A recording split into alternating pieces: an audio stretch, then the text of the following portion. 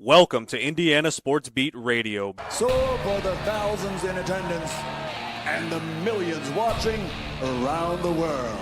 It's time! 3 on the way. Oh! It went in! It went in! And Indiana wins the ball game! Know your role and shut your mouth, you jabroni! Float game for the win! Ayla's gone. Goodbye. Touchdown, Indy. Woo! IU. America. They got a football team now. It's pretty simple. I win. Google me. You know that I'm the cream of the crop! Oh, now, here's Jim Coyle. Hello, everybody. Welcome aboard another edition of Indiana Sports Beat Radio. Jim Coyle with you. So glad to have you along on this Tuesday. It's still cold. It's not going to get any better in that regard, but that's okay. It's part of winter. Glad to get it started, I guess, so we can get out of it. But glad to have you along on this Tuesday as we're rolling in towards New Year's Day, which is a couple of days away, as is the Rose Bowl. Indiana taking on Alabama. Of course, that's the big sports news for most of us around here, but still plenty of other things going on. High school basketball getting back into gear, like it didn't really stop. The NFL is about to hit the playoffs, man.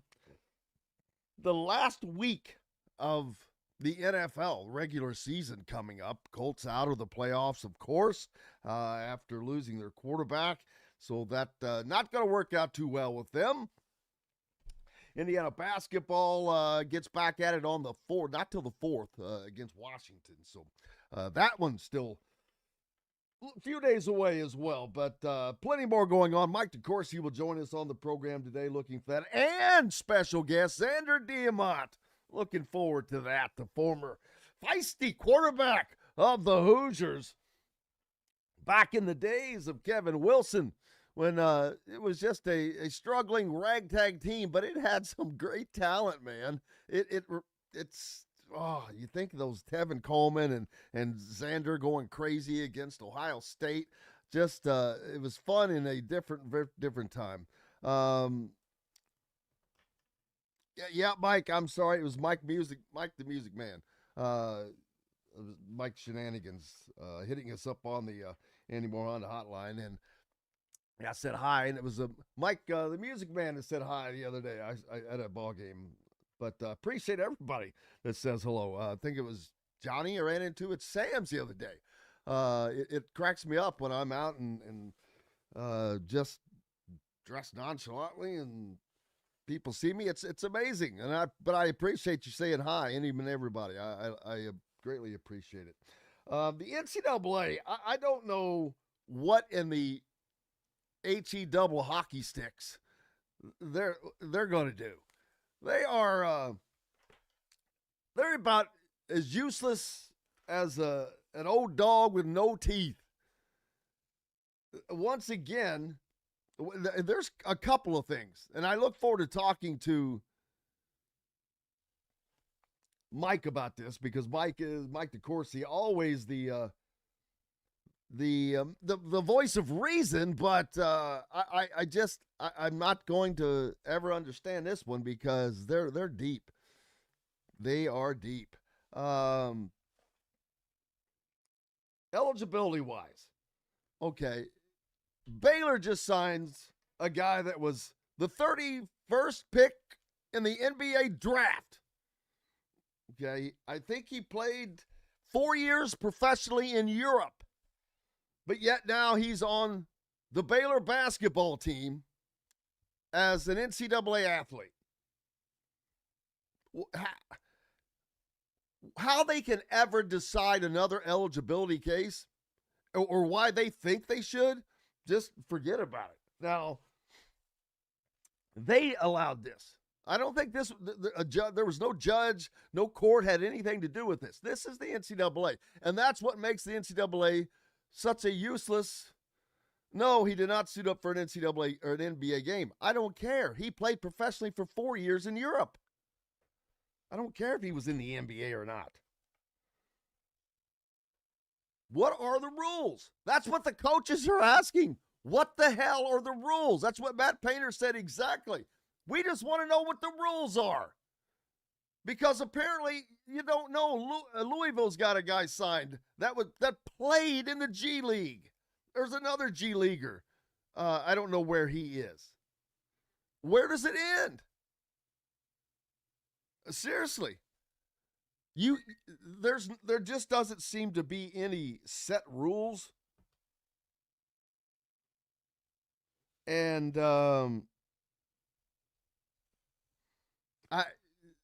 how do you move forward?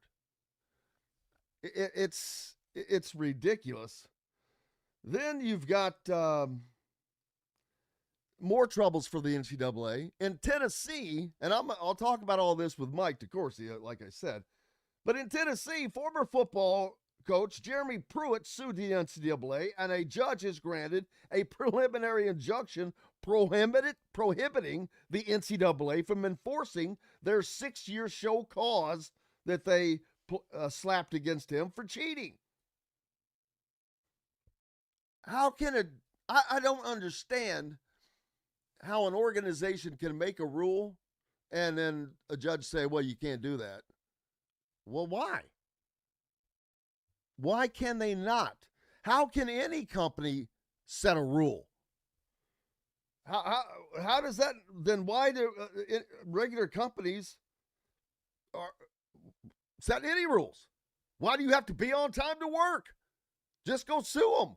Hey, I had a cold.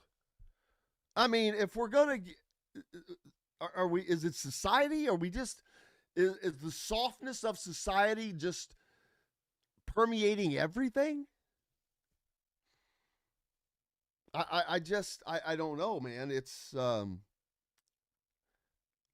they afraid to stop? Are they afraid to say no? It's crazy. And it's really impacting everything. You're going to have people playing college sports that are, I don't know, well past the 5-year mark. 24, 25-year-olds, 26-year-olds. I mean, there basically is no age limit in college anymore. Not only that, I wonder how long will it be before there's no, how long you can play. Yesterday I talked about Diego Pavia and that group suing, which I thought this was already settled, about the JUCO years not being counted against them. So they can play more because he knows he doesn't have an NFL career. I'm pretty sure about that. And he's going to have to make his money in college. But we'll see, man. Plenty to talk about. Rose Bowl action going on, of course. As a matter of fact, let's hear a little bit. Our man, daggone it, drawing a blank. Aiden Fisher, starting linebacker for Indiana. The Hoosiers, they're in Pasadena, by the way. They're there. They landed. They had to be there yesterday. Obligations, media obligations, this, that, and the other thing. All the things that Cignetti would rather not be doing, and I get it. He wants to stay focused on this game, keep his team focused on this game. He would rather have come in, I don't know, maybe, probably couldn't have landed that morning. It would have been, very possibly. But at worst, he would have rather have landed the night before. But they had to be there yesterday. So, yeah, we'll see what that works out today. Aiden Fisher, meeting with the media yesterday, though. Yeah, I think it was really good for us to get a practice in this morning, kind of handle some of the preparation, do the travel, be ready to go again for practice tomorrow. I think that really helps when you can not take a whole day just to travel and kind of get situated. So now we're kind of hit the ground running tomorrow morning. But yeah, I mean, easy travel.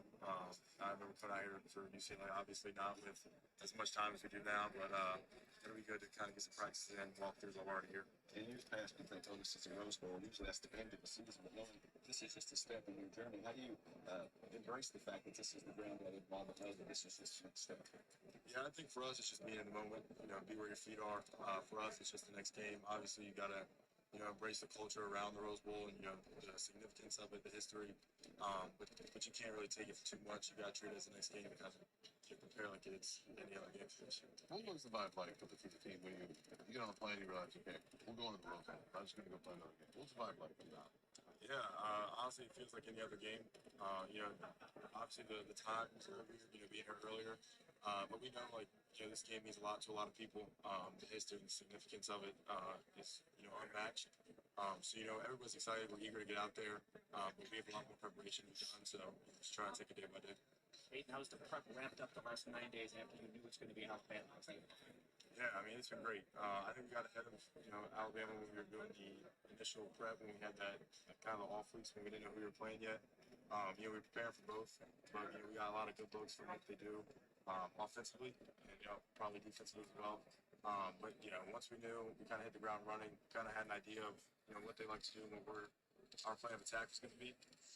And it was just kind of cleaning things up from there and, put together a really good plan to move forward with.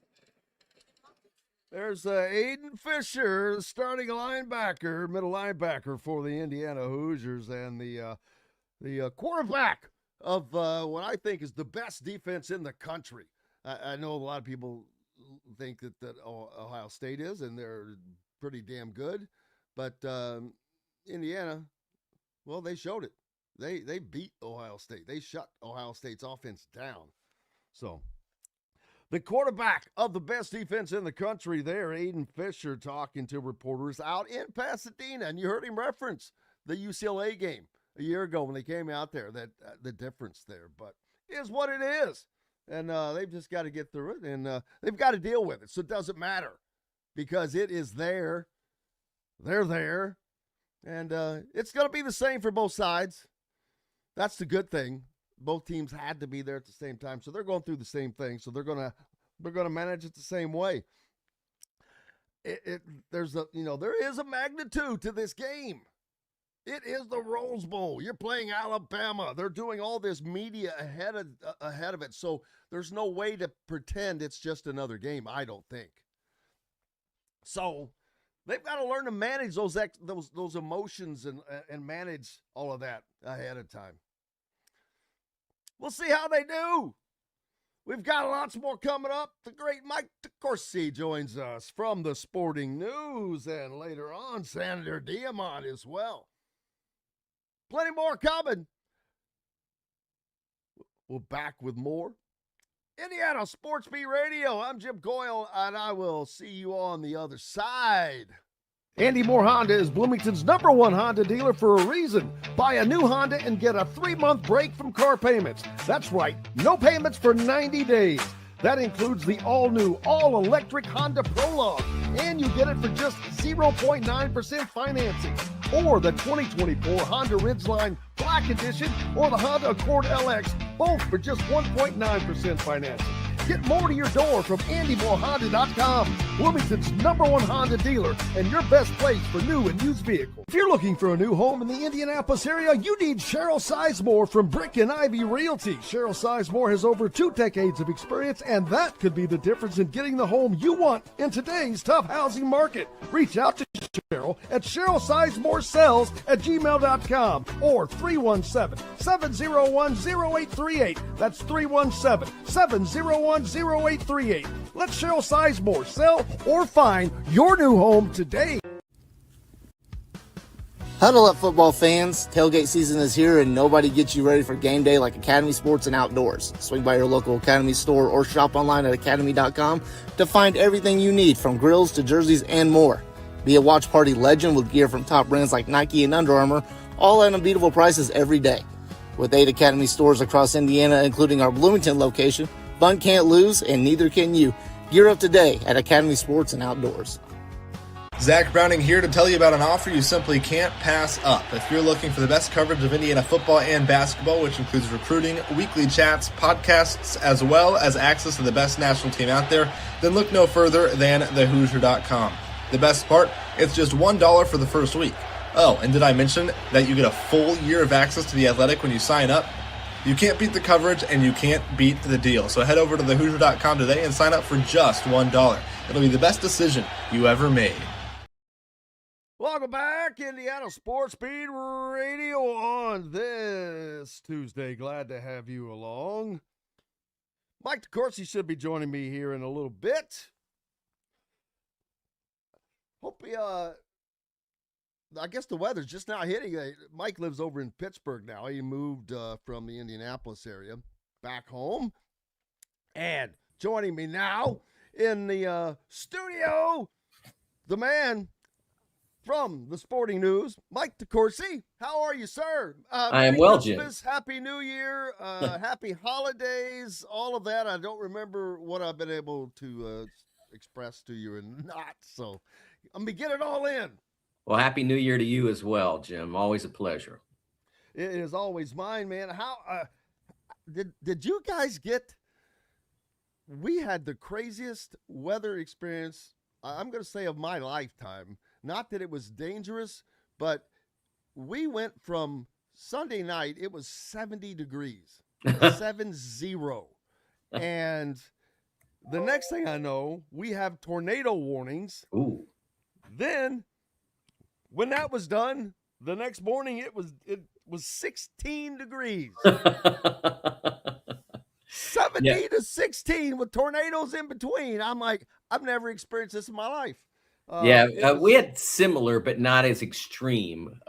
We did not have the tornado warnings, although we did have high winds, and we did have a significant drop in temperature, although ours was closer to high 50s down to probably 20, although with the wind, they were reading wind chills in the single digits. So it was pretty wild here, but I don't think it was quite as extreme as where you are. Well, that's what we do. It seems like weather, crazy, stupid, dumb. You're always hear people saying, "Oh, well, if you don't like the weather, just wait a minute, it'll change." So don't worry. Mike, for the NCAA, there's been so many instances where we're clamoring on them and hitting on them and it's, maybe at some point it used to be kind of fun just because they were some big deal, but now it's not fun. It's scary. It's serious. It's what's going to happen with college sports seriously. Who's going to govern it? Because obviously the NCAA can't anymore. They are getting defeated at every turn, and they're defeating themselves, in my opinion, by allowing guys who were a draft pick that had played 4 years professionally in Europe to now play college basketball, in addition to the guys that were G Leaguers. On top of that, they lost a case for Jeremy Pruitt, the former Tennessee football coach, who has a 6-year show cause against him, saying that they can't do that. And I'm like, nothing they can do anymore?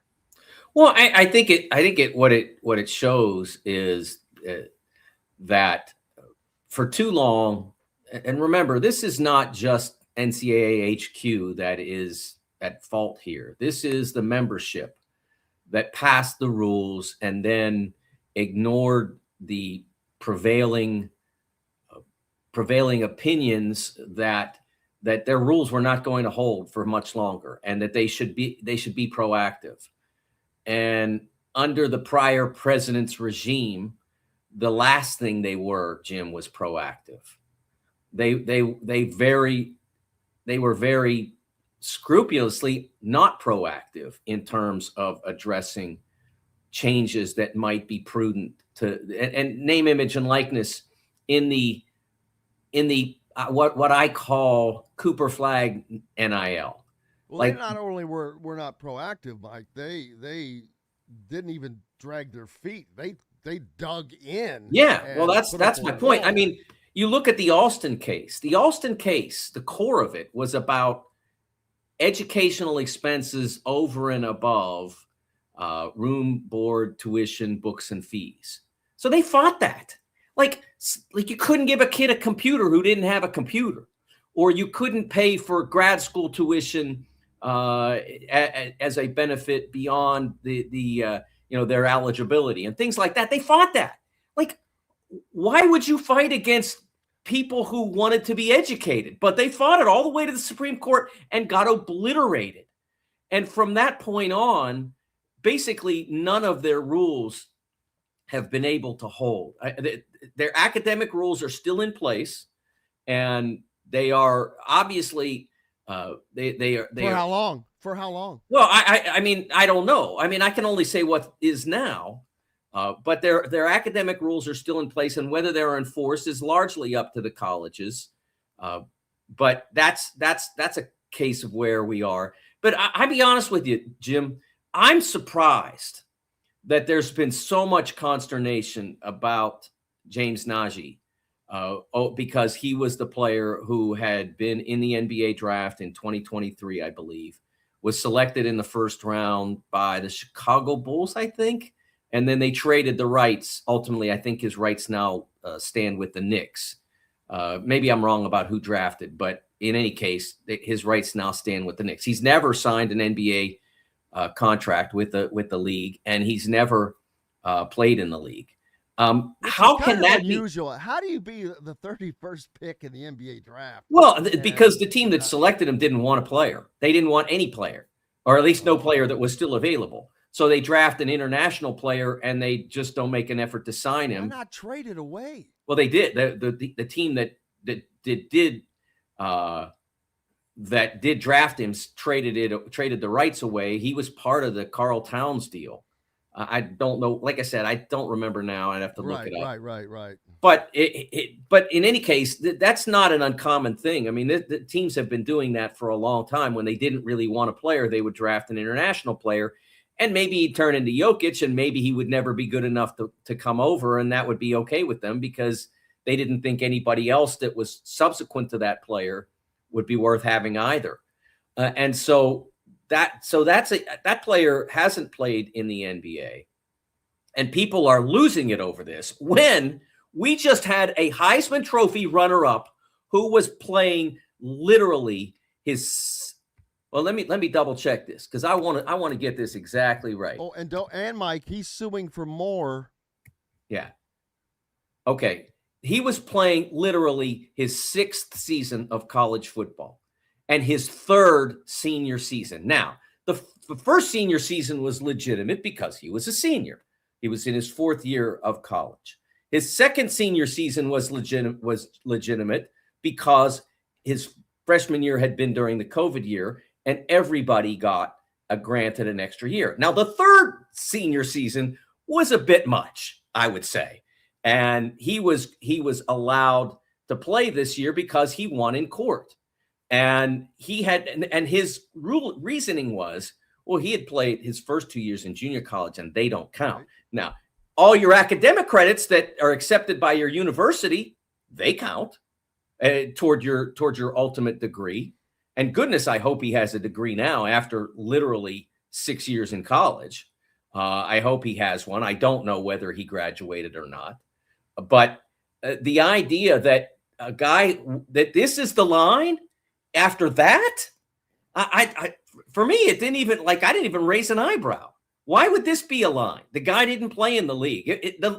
Now, the report that came out that turned out to be at least primarily erroneous, and that On3 Sports has apologized for, about a player who's on a 2-way contract and has played in the NBA that supposedly was being recruited. That would be a line for me. If you've played in the NBA, I think you've had your chance. But if you haven't, how would James Nagy be any different than any of the other international players that are populating college rosters around the country now? I don't see the difference. Merely remaining your name remaining on the draft list doesn't do it for me. It doesn't say anything to me. There was a time in the 90s when you could enter the draft, be drafted, and return to college. And I think it didn't last very long because the NBA said, okay, you can do that, but we're not going to redraft you. So if you don't sign, we're not going to redraft you. So you're stuck with whatever you get. So guys stopped doing it and the rule went away. But there were two players in the 90s, Charles Claxton and Vashon Leonard Charles at Georgia and Vashon Leonard at Minnesota, who played after being second round picks. There was a time when you could enter the draft and remain on the list. And if you did not get drafted, you could return to college. Right. So I just don't see why this is particularly bothersome to so many coaches. I think it's the 4 years of professional play in Europe. But that's no different than dozens of players who are scattered all around the country. Some in the Big Ten, some and I in the think ACC. that's the issue. Is there has been no consistency with what the NCAA has done itself, and they've done themselves no favors by making different rulings for different players for dumb reasons. How many players have been declined? I don't know of any. Well, very few lately, I can tell you that. Well, that's my point, very I don't think they've been inconsistent, Jim. Just a few years ago, I do not remember the player. It was before the Signetti era, but IU had a football player, and there was a single piece of paper that wasn't sent in correctly, and he was deemed ineligible for the entire year over a stupid piece of paper. Yeah. And I'm like, you got to be kidding me. Come on, people. That's totally ridiculous. Just when they had that power, Jim, they exercised it to show that they mattered, and that's why that happened. And I'm not defending the NCAA eligibility headquarters. I'm not. Of all the bodies that exist within the pantheon of the NCAA, the eligibility and initial eligibility folks were never my favorites. I never appreciated most of their work, but my point is, just based on the Najee case, is that it just seems like a strange thing to get exercised about when we just had when we have dozens of players with similar to identical backgrounds and more accomplished players. I mean, he was drafted 31st in the NBA, but look at his pro stats, his Euro stats, whatever you want to call them. They're not impressive. I mean, he averaged 5 points a game last year in the ACB, and ultimately left there to go to Turkey and averaged 7 points a game. He may become a very good college player, but nothing about his history says that he will. He's probably going to have less of an impact than those two G Leaguers that are playing, one for Louisville, and I forget where the other one is. I'm trying to remember now. But those guys are I think they're going to be more impact players. But it's like Matt Painter said it yesterday. He goes, we just want to know what the rules are. That's a fair point he's making. Rules are, because they keep changing they keep moving the goalposts, and don't know where you can go. They're not the ones moving the goalposts, Jim. The schools are the ones moving the goalposts. If Baylor never takes James Najee's agent call, or never makes a call to James Najee's agent, however that went, if that doesn't happen, that goalpost doesn't get moved. Well, but I mean, the coaches are going to do whatever they can do. Well, that's my point. Yeah. They're going to get away with whatever they can. Yeah.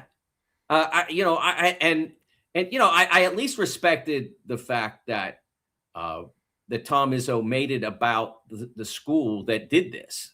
He said he was going to call Scott Drew, and they did have a conversation.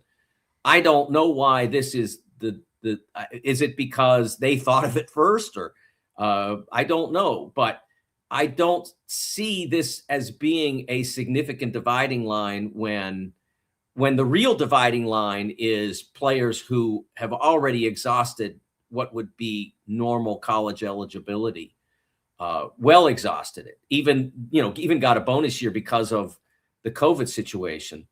and are still suing to get more. I don't know why this is bothersome to anybody. I think that should have been the campaign, and everybody just kind of stood around and let it happen and didn't make a deal of it.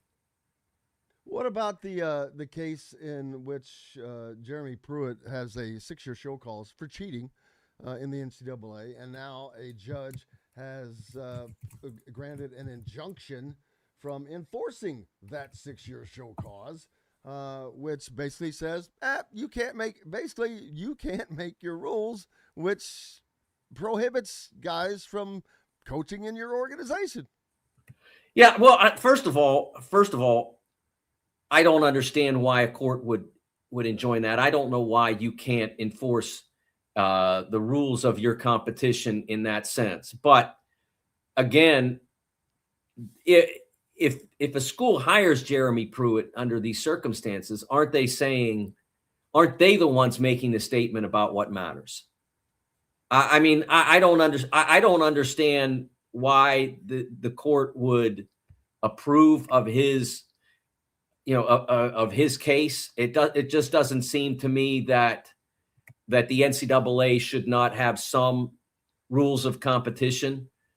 There are, like, if Bill Belichick back in the day, I should say, if the New England Patriots had sued the NFL back in the day over Spygate, over their fines and such, and the whatever competitive penalties they got, minimal as they were. If they had sued, would they have won? I don't know. I mean, I think if you have an athletic competition and everyone who's in it is in it voluntarily, that there's especially the competitive part, you should be able to enforce the rules that are around that. Well, the claim is that the judge Harrison ruled it was made impossible for Pruitt to even mount a defense, which I don't know how that was the case.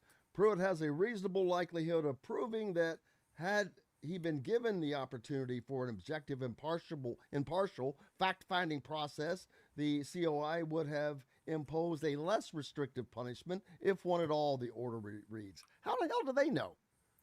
Well, I guess they looked at how the NCAA enforcement operated that. And again, back to NCAA HQ, enforcement is not my favorite. Was not my favorite. The fact that anybody can think that they could predict what the NCAA would say is like Kreskin. Yeah, I mean, the enforcement division was never my favorite division either. I never thought that they did a great job, but they were, they also were limited by their abilities, by the tools that at their disposal. In a lot of cases, I don't know about the Pruitt case, but in a lot of cases, they were limited by the tools at their disposal. They had no subpoena power, et cetera. So it was problematic for them in a lot of cases to adjudicate these things properly. But remember, the thing about a show cause is not a ban. What it says is that you have to, if a school wants to hire you, they have to show what sort of why you should be hired and whether there are any mitigations that have to happen while you're employed by the school during that period of time. It's not a ban, and it's often been portrayed as a ban, but it's not. I mean, if Mike DeCourcy got a show cause, good old State U could still hire me to be the strength coach, let's say. I don't know that. Oops. I could still be hired to do that. They would just have to show, various different things about why they're hiring me, why they believe in me, how they're going to make sure that I don't mess up again, theoretically, et cetera. So I don't know, the details of Pruitt's case other than that his show cause was what's the verbiage of this? Injunctified? I don't know. I don't know the legal terminology for that. Injunctified. I'm going with that. Yeah, I guess you make him up as you go along. So I think that's what they're doing. Hey, we've got to take a break. The great Mike DeCourcy from the Sporting News is with me. Make sure you're giving him a follow and keeping up with his great content over there. The nation's oldest sporting news reporting agency. Back with more Indiana Sports Beat Radio after these messages. Know a team or group needing a fundraiser? Boost Fundraising raises more money faster and offers the most unique and user-friendly online fundraiser in the nation. Your team receives personalized fundraising pages for each team member. Free team-branded promo gifts shipped to each donor. Boost Fundraising does it all. Sports teams, marching bands, charity causes, and community groups. Go to boostfundraising.com and be sure to enter the promo code COYLE, that's COYLE, to receive a discounted fundraiser. Whether it's a night out with the family, after work with colleagues, or catching the game with friends, Bubba's 33 is the place for you.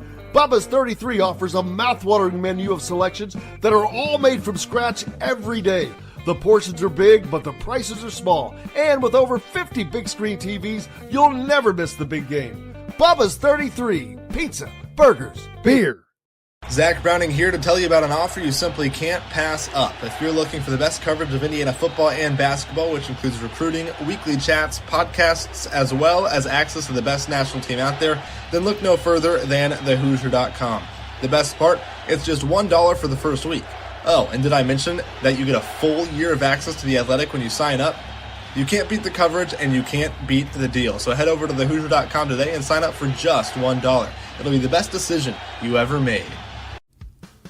Huddle up, football fans. Tailgate season is here, and nobody gets you ready for game day like Academy Sports and Outdoors. Swing by your local Academy store or shop online at academy.com to find everything you need, from grills to jerseys and more. Be a watch party legend with gear from top brands like Nike and Under Armour, all at unbeatable prices every day. With 8 Academy stores across Indiana, including our Bloomington location, fun can't lose, and neither can you. Gear up today at Academy Sports and Outdoors. Welcome back, Indiana Sports Beat Radio on this Tuesday. Jim Coyle with you as always, joined by the great Mike DeCourcy from the Sporting News and a member of the Big Ten's basketball studio team. Man, basketball's, we haven't talked about basketball in so long, Mike. It's unbelievable. It's an afterthought right now. Of course, you've got the Rose Bowl going on. You've got an Indiana football team that's number 1 in the country, number 1 in the CFP, taking on Alabama and Kalen DeBoer, their former offensive coordinator. Kane Womack, their former defensive coordinator, is at Alabama. The former strength coach is at Alabama. It's crazy, the mix there. And actually, their co-offensive coordinator, Nick Sheridan, is still there.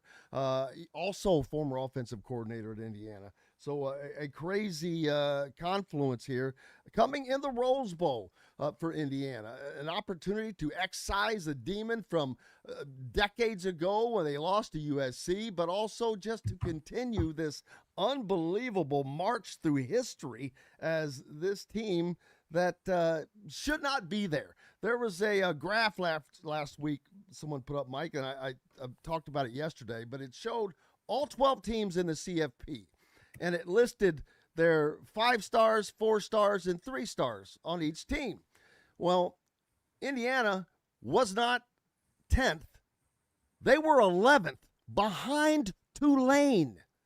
They were behind. Seriously, they were behind Tulane. They were 11th out of 12 with they've never had a 5-star ever in Indiana football. I think they have 7 4-stars just by memory. You know, how many of those Alabama and those teams have more 5-stars than that? Then the bulk of Indiana is 3 to 0 stars. And it's been awesome to watch the development, those guys that came from the group of 5, which is now a group of 6, but the mid-levels and then just other transfers. But it's just been amazing to watch, and I have to continue to tell people it is the coaching, it's players buying in, but it's also this continuity of this coaching staff cannot be overstated.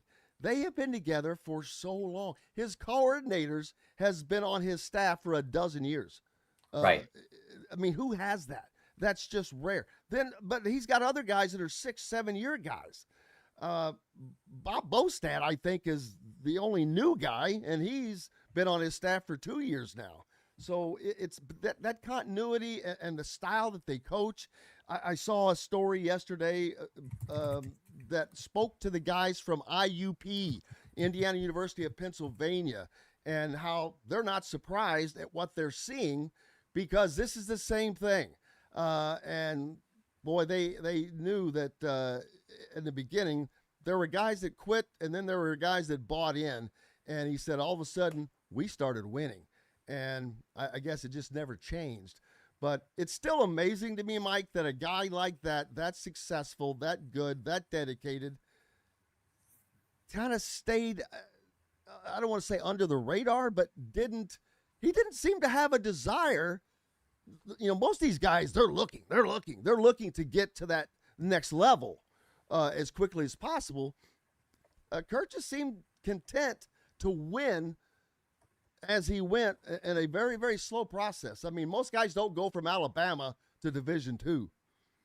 Well, I think that he did have a hunger to succeed like this, but it wasn't being recognized. He was not given those shots. He was not taken seriously. The work he was able to get to do at Alabama gave him the shot to become a head coach. But even then he had to go to D2 at IUP, what we call Indiana University of Pennsylvania was the formal name. I think that they changed to IUP because it was getting a little confusing having an Indiana University in Pennsylvania. And I have to ask, how in the hell is there an Indiana University of any kind in Pennsylvania? There's a town called Indiana here. That's the thing. It's a small town, about an hour and change east of here. Good thing they didn't call it the University of Indiana, because that would have really just yes put it over the top. Yes, I mean, like it's kind of like Miami of Ohio. You know, it does get cumbersome, right? So that's where he had to go to get his break. But if he had gotten a break prior to that and been a head coach at somewhere prior to that, I think that he would have had this level of success. He's tremendous at what he does. Although one can say that all the lessons that he learned in having to fight and having to work as an assistant coach all those years. And of course, growing up in a football family with his brother, a successful assistant coach in a lot of programs, and his father being a Hall of Fame coach at IUP, as well as at one point the head coach at West Virginia, and playing for Don Nehlen as well. I mean, he's been around some really brilliant minds. I mean, one of the interesting things that I've always found fascinating about Kurt is that he played at Morgantown High because he went to high school in Morgantown because that's where his dad was coaching at the time in West Virginia, and then he enrolled at WVU expecting to play for his dad, and then his dad got fired, and he stayed. I mean, isn't that something in today's deal? If somebody looks at you wrong, you transfer. They fired his dad not long after he survived the significant cancer. They fired his dad, and he still stayed and played 4 years there. But there was a value to that. Even though he didn't play a ton, he played under a brilliant coach in Don Nehlen, and that helped him get started in the business that has become his livelihood. Yeah, and then he has had a few other good ones to be under. His dad, Bobby Bowden, Nick Saban. Yeah. So not a bad run for him. But and now he is at the top of the football world. He took the team that was at the bottom last year, no longer at the bottom. Northwestern, thank goodness, has passed Indiana with the most losses in Division I football, as Indiana's only had a couple in the last 2 years. But it's still, no one will ever, even with the transfer portal and all of that, it does not take away from the magic of what is done here if this, had been done at a school that had success, but this is one that was dead and burned. Yes. And honestly, the fact that he was able to take and build on last year's success, that's why we named him at Sporting News our Coach of the Year 2 consecutive years. No one in our award has got some age on it. I mean, it was first presented in 1963. A lot of Coach of the Year awards do not have that degree of history, but ours goes all the way back to 63 when Darrell Royal won it at Texas. And there have been a couple. Royal won it twice. Dennis Erickson won it twice. Lou Holtz won it twice. But never had anybody won it back to back. And there's a reason for that. And the reason is that of all the awards that are presented in sports, Coach of the Year is the most subjective. You can interpret it a lot of ways. You can identify a lot of different people that might be deserving. And so typically that might be one you try to spread around a little bit. But in this case, we just couldn't. There just was no way to spread it around after he took the significant success of last year and the significant, maybe even more significant skepticism about last year's success and said, oh yeah, you don't believe this? Okay, here's what we're going to do this time. We're going to win all our games, and then we're going to win the Big Ten championship on a neutral field against the number 1 team in the country. That's so by that, and we're going to produce a Heisman Trophy winner out of a guy who had a nice year at his two-star. Came out of school as a two-star guy. And I told Kurt this, and I may have told you this last week, but I watched him play last year in person against Pitt on one of the most beautiful days I've ever been to a football game in October of 24. And I didn't see a future Heisman winner. I wasn't searching for one, but one didn't jump out at me, Jim.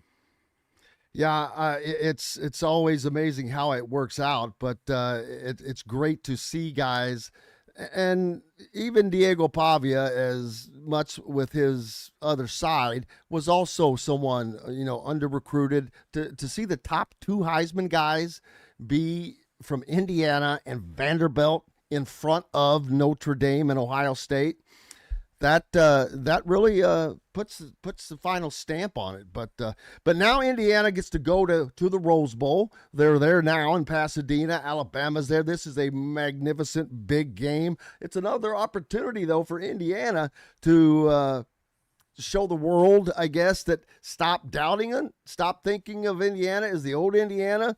Alabama is the quintessential national team. They won more national titles than anybody. They're from the SEC. Nick Saban, they had that run of dominance. And you Bear Bryant. I mean, Alabama is Alabama. Alabama is what Indiana was in basketball. They've kind of lost some of that luster right now, but it's still, this would be it reminds me when Louisville played Alabama. They had this unbelievable opportunity back in 1991 when no one would accept the invitation to the Fiesta Bowl because Arizona had some rule. I think it was a racial, something to do with race and Martin Luther King maybe. But so a couple of teams had declined, and Louisville says, "Oh hell, we'll go play." And they went out and played this big number 4 Alabama team and beat the crap out of them and put them on the map. But not that Indiana needs this to be put on the map, but it is just an incredible opportunity. More importantly, though, it's not the last game. It's just another step. Yeah, I mean, this is about pursuing a championship, Jim, that they're qualified to achieve. And so, yeah, it would be nice in the sense of defeating Alabama with their history. I mean, you mentioned more national championships than anybody. Bear Bryant retired in 1985. And with the exception of a brief period when Gene Stallings coached them in the early 90s, they kept getting their coach thing wrong until Saban walked in the door. They got it wrong a bunch of times, and they still have more national titles than anybody. I mean, they went through most of a 20 to 25-year period where they couldn't figure out the whole coach deal at all. They had a revolving door of guys who probably shouldn't have been hired in the first place.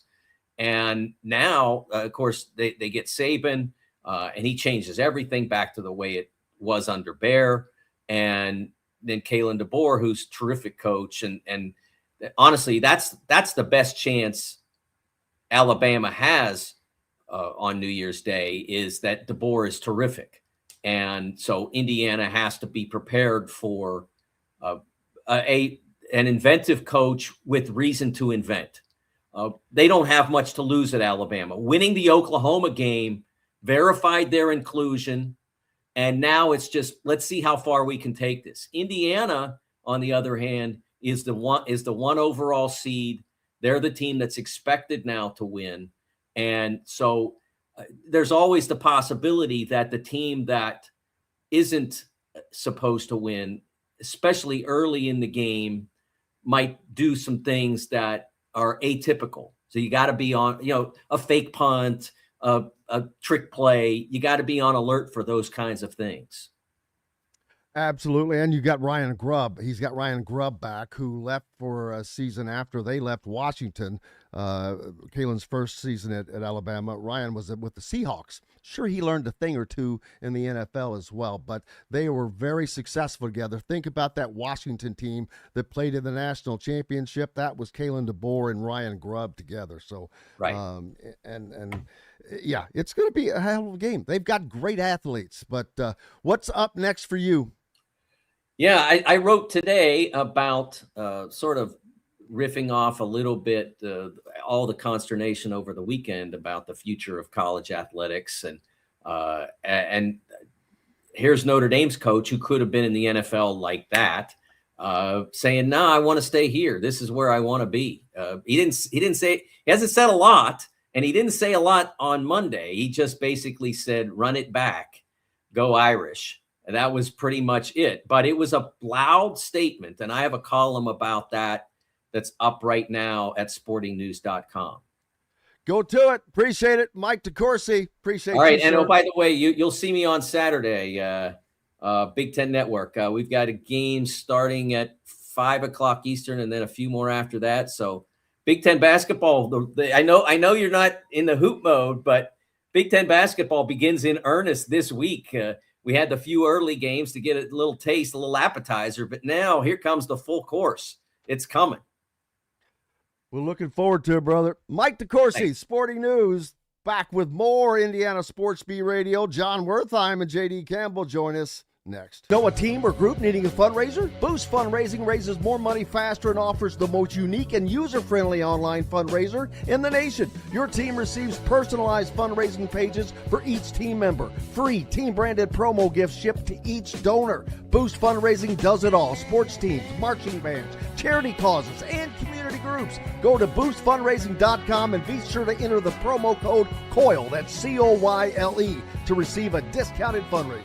Whether it's a night out with the family, after work with colleagues, or catching the game with friends, Bubba's 33 is the place for you.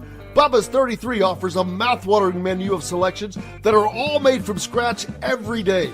The portions are big, but the prices are small. And with over 50 big screen TVs, you'll never miss the big game. Bubba's 33, pizza, burgers, beer. Zach Browning here to tell you about an offer you simply can't pass up. If you're looking for the best coverage of Indiana football and basketball, which includes recruiting, weekly chats, podcasts, as well as access to the best national team out there, then look no further than thehoosier.com. The best part, it's just $1 for the first week.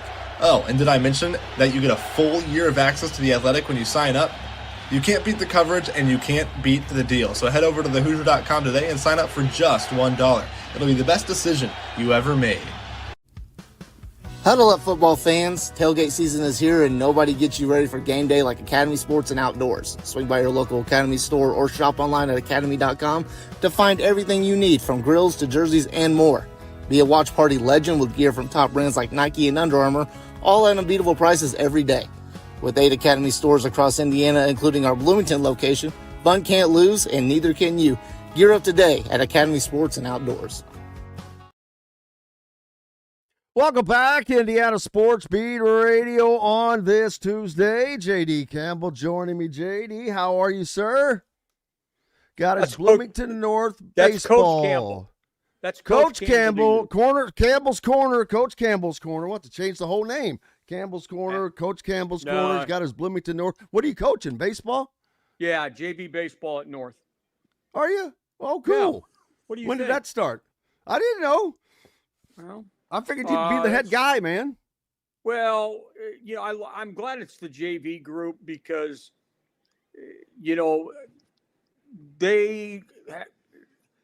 JV was one of the funnest years I ever had as a player. And you need somebody that's going to, kick them in the butt a little bit, not much, but to be able to help them learn the game and stuff like that. And just make it enjoyable because the numbers that are playing baseball these days are significantly lower. And you've got to, try to keep people in the game. And again, just because you're the best as a freshman or sophomore doesn't mean you're going to be the best as a senior and so forth. Well, there's no sense in, you are usually the star of the day. That's going to have to take a sidestep today as we are very, very fortunate, courtesy of JD, to have Jon Wertheim with us. John, you can see JD's he's repping you, man. He's got his Bloomington North gear on. Oh, we thought we were going to talk about Hoosiers. How about Cougars? Yeah, and in fact, that's going to take you way back. Hey, yeah, what I want you to do is text me your shirt sizes and if you need a small, medium, or a medium large, because I'm the king of gear. And I'll have my own key now, which I'm very excited about. I used to be able to get in just about any building I wanted to in IU athletics, and never for nefarious reasons. But I would do that. And so I want to make sure I send something to you. So when we start our actually workouts Monday, but we start, I believe, April 4th or 5th. So, oh, wow. Good for you. Yeah. Yeah. Well, we're very fortunate to have Jon Wertheim with us, Bloomington native, Bloomington North High School grad, but also a lot more than that. If you have any TV habits on Sunday like I have since the 80s when I was a kid, watching 60 Minutes after football, you see Jon, and you saw him very recently with the great piece on Indiana football, which was wild to see. But Jon, it's what a trip you've had. Most 60-minute hosts, reporters do not start at Sports Illustrated. Yeah, I'm an outlier there. I got to do fun stuff. But no, I would say Bloomington North alum should be top of the list. I take more pride in that than anything else. But forgive my appearance here. I've had some travel issues, and you look just like the rest of us. What are you talking about, man? Exactly. It's a holiday season, right? We don't. John, this is a casual show, baby. It's a casual show. The jacket you is mentioned fantastic. The CBS. I didn't even know what I was wearing. Oh, man. Yeah, it's branded gear. John, I spent my early days working for CBS Sports on college basketball and Major League Baseball broadcast. Oh, wow.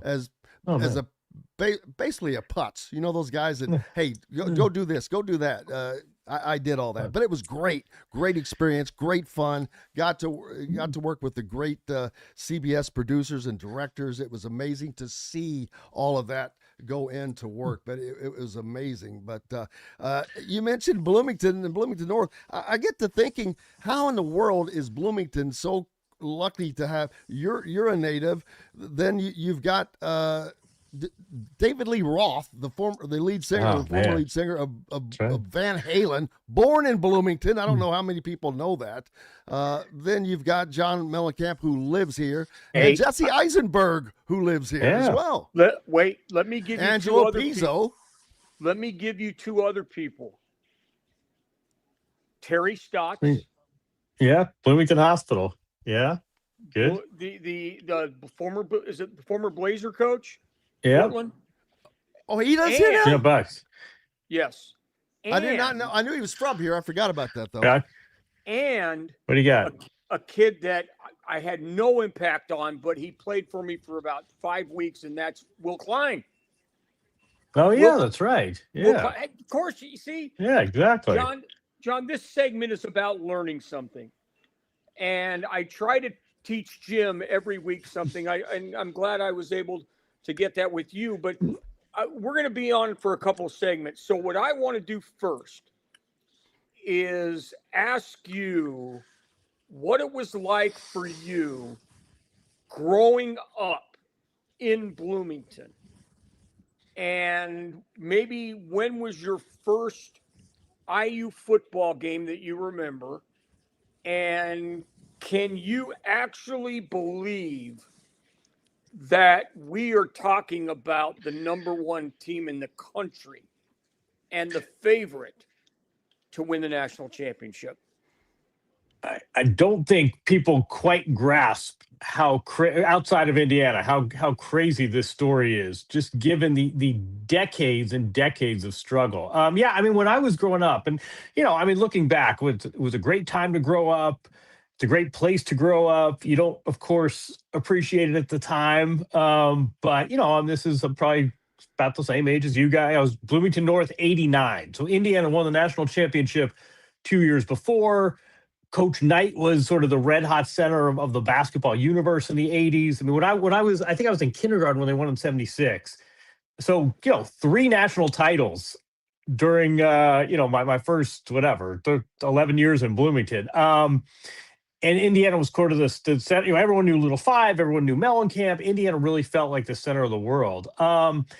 Indiana football, not part of that conversation. Going to Indiana football games, I mean, I can't remember my first game because it would be like saying, do you remember your first trip to the mall? There was nothing remarkable about it. It was, I don't even know if you had to pay for tickets back then. There'd be marshmallow fights in the knot hole in the end zone seats where we would all sit, and that would be like the highlight of the game. It was just a given Indiana was going to lose. They would usually win, they'd have some soft scheduling and they'd start the season, 3-0, and they'd beat Western Kentucky, and everyone would say, oh, maybe they're turning things around. And then the Big Ten season would start. If they went 6-5, it was, I think they went to the Holiday Bowl under Coach Corso. That's one of my first memories, staying up late to watch the Holiday Bowl because it was played out west. It was a great game. It was a great bowl, and it was a crazy game. Yeah. I think they played BYU, and it went down to like a last-second missed field goal. But no, I mean, Indiana football really struggled. And I tried to get to this a little bit in the 60 Minutes piece you referenced a few weeks ago, and you don't have time to get to everything. But what always struck me was it wasn't like, oh, they don't play basketball. It wasn't like Indiana gets football, and Purdue's got Drew Brees and Bob Greasy before that, and Rod Woodson's from Indiana, and Jeff George, and Notre Dame's a couple, the Colts took a few years to get going, but then the Colts were playing in Super Bowls. It wasn't like basketball. It wasn't like football was this foreign sport to Indiana. They just couldn't get it going in Bloomington. And to sort of, again, two years ago, I don't have it in front of me. Well, Indiana was like 3-8, which was kind of a typical Indiana football season. I think people who are outside of Indiana don't quite realize how transforming and how dramatic this has been. Because when I was growing up, Indiana football, it was like going to a high school football. I mean, basketball was like going to an NBA game and who had what seats, and you'd, everybody would know the names of the officials, and it was a real event. And going to football was like going to the grocery store. It was, I got nothing better to do. There's no good movies in the College Mall Cinema. I guess we'll go watch Indiana lose to Iowa or Minnesota, but there was nothing special about it. And again, to see, to be part of it for sort of from the ground up, and now see like Indiana getting off the bus at the hotel in Pasadena, making it onto ESPN is it's been a trip. Yeah, I'm still. It's crazy for people to write number one next to that Indiana name, especially with the fact of it's Curt Cignetti. It's not some name that people knew already, and the guys he brought with him from JMU, and then his brashness being an unknown and coming in and from day one, Google me, I win. I mean, who does that? But he knew everything that he was doing, and that's what amazes me. He knew every move he was making, and every move was with purpose, because this year he's not doing that. He did that last year with purpose to get people excited, to get them wake them up. He goes to the football game. Purdue sucks. Ohio State and Michigan do too. And boy, that was the gauntlet. But he meant it, and most fans thought that was like, yeah, that's fun, great, but he meant it, and but more importantly, delivered. Who the hell does that these days? It's funny too, though, because what I sort of realized talking to him is it was kind of, I think it was done very intentionally. I don't think this was sort of like, watch this hothead pop off and try and win some cheap points with the fan. I think it was all done very deliberately and strategically. And then you talk to the guy and you're like, wait, this guy isn't outrageous. You think you're getting, this kind of this quote machine, or this kind of, this hothead. That doesn't seem to be the case at all. And I think in a way that almost makes it sort of, it sort of makes you appreciate it more. This was out of character for him. This is not a look at me guy. This is not someone who's generating bulletin board material intentionally. He's kind of known for those two quotes, but then you realize it's kind of out of character with him, and it makes you realize that was intentional. He was trying to send a message with that. That wasn't just a guy kind of popping off. And again, what he has built and how he has built it, I think he's like a Western Pennsylvania guy, but I think he fits in really well with the culture. I also think that this is not some 40-year-old who's got his agent on the other line trying to trade up for a better job for a couple $1 million more. You get the feeling that, we could all look silly when he takes the Giants job after the bowl season, but you get the feeling like he's at a point in his life where the stuff that's impressive and flashy to Lane Kiffin is not impressive and flashy to Curt Cignetti, and this is not a flight risk. He's happy where he is. He's in his 60s. Life's good, and I think he's not sort of chasing rainbows. JD, to John's point, I've talked to several former Bob Knight players, and you would know this, but that when the tournament came around, he would do some goofy stuff, but he did it on purpose. Yeah. He did it completely. Every player told me he did that stuff on purpose to take the attention off the team. Yes, he wanted the attention on himself. And John, another thing I want to talk about growing up, Jim, if you don't mind. Nope. I know my kids did this. Did you grow up with anybody or go to school with anybody or know anybody whose father or mother or whatever were coaches' kids or part of the athletic department? Because I know that a lot of times, there were perks that obviously I had working in Mellencamp Pavilion that my kids could hit anytime it was open. And we could go anytime, or I could take people to games or get tickets to football games or basketball games or whatever it was. And I'm curious to know if you happened to grow up with any of the kids that were living Indiana athletics at the time. And does that stir up any memories or not? Yeah, sure. Pat Knight was one of my good friends growing up and, starting in elementary school. We're the same year. Oh, wow. At Bloomington North. It's funny, too, because I was thinking about this the other day. On my school, it was also Diane Corso, who's Lee Corso's daughter, was also on my school bus. And gosh. Yeah, it was me. And, this is one school bus on the east side of Bloomington going to University Middle School. And it's, Pat Knight in one row and Diane Corso in the row behind her. And then Sam White, who replaced Lee Corso, his kid, Zach, then became the new rider of our school bus. And I think may have been thrown off once for punching a kid, but we don't have to talk about that.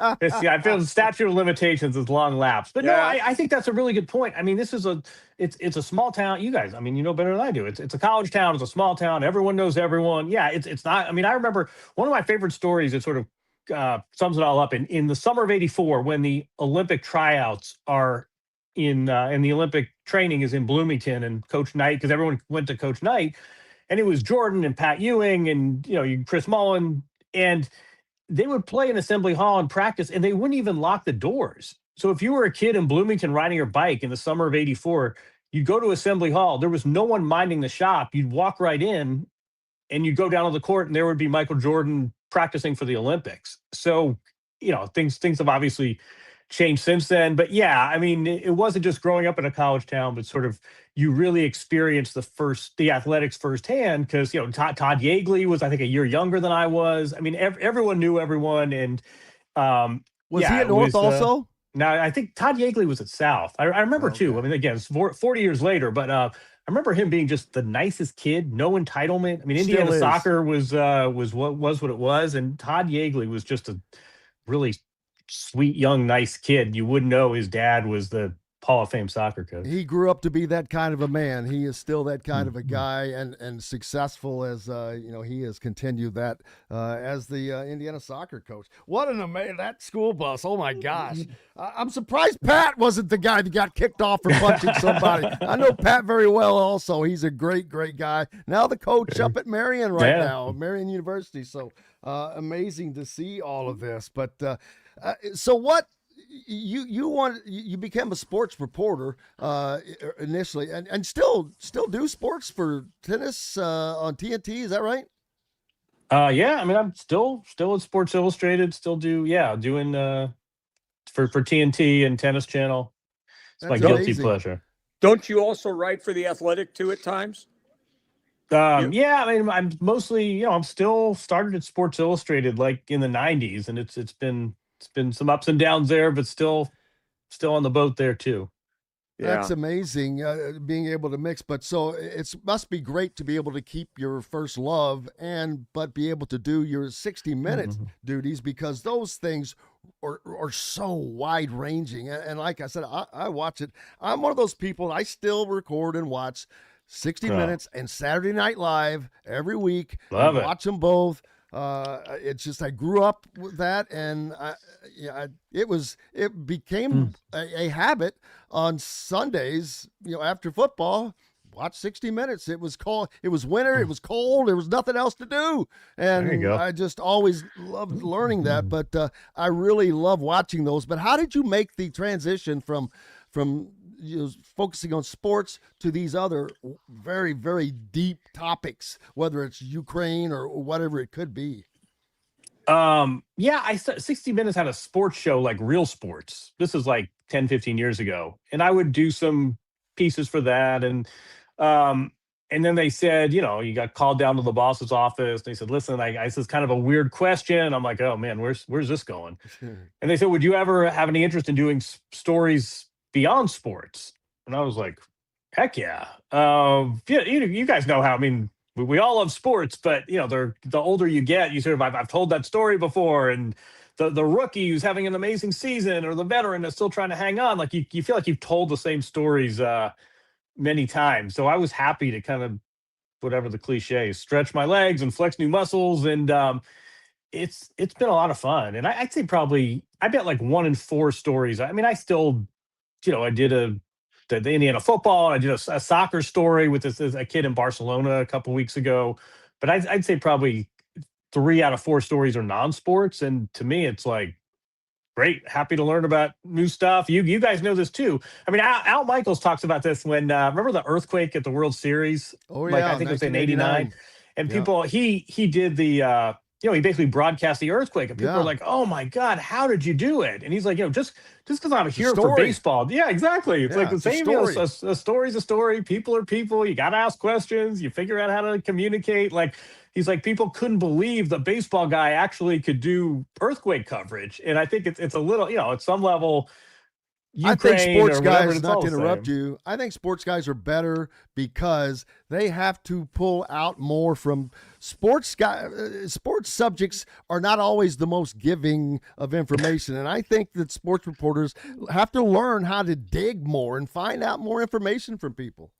It's a great point. You're right. There's this whole kind of, you got to ask questions the right way, and you got to figure out when's the right time. And you talk to not just a man on the street, but, I found like you interview a musician.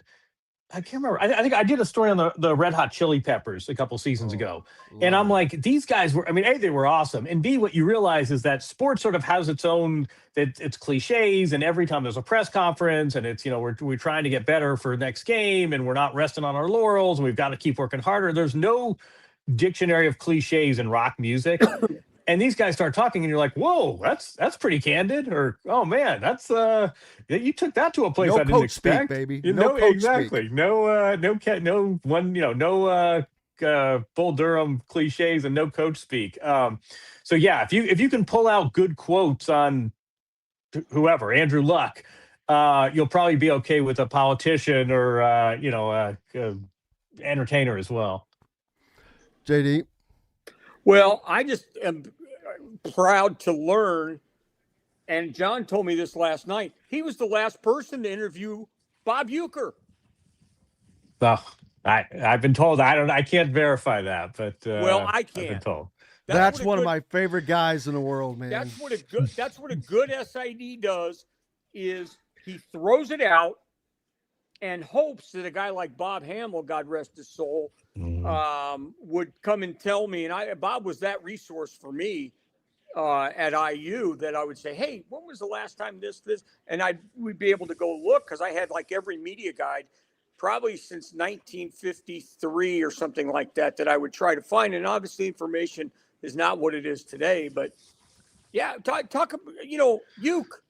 What a guy! Oh, man. He was the most naturally funny guy I think I've ever seen. That was not a comedian or an actor. He wasn't. There's a great. Well, he became one because he was so damn funny. There's a great story where he used to go on Carson, and he was very funny. And then finally, Ed McMahon, they'd invite him back, and Ed McMahon's like, "Oh, maybe the baseball guy wants to come back." And Carson's who? And Carson didn't realize that he was not there because he wasn't a comedian.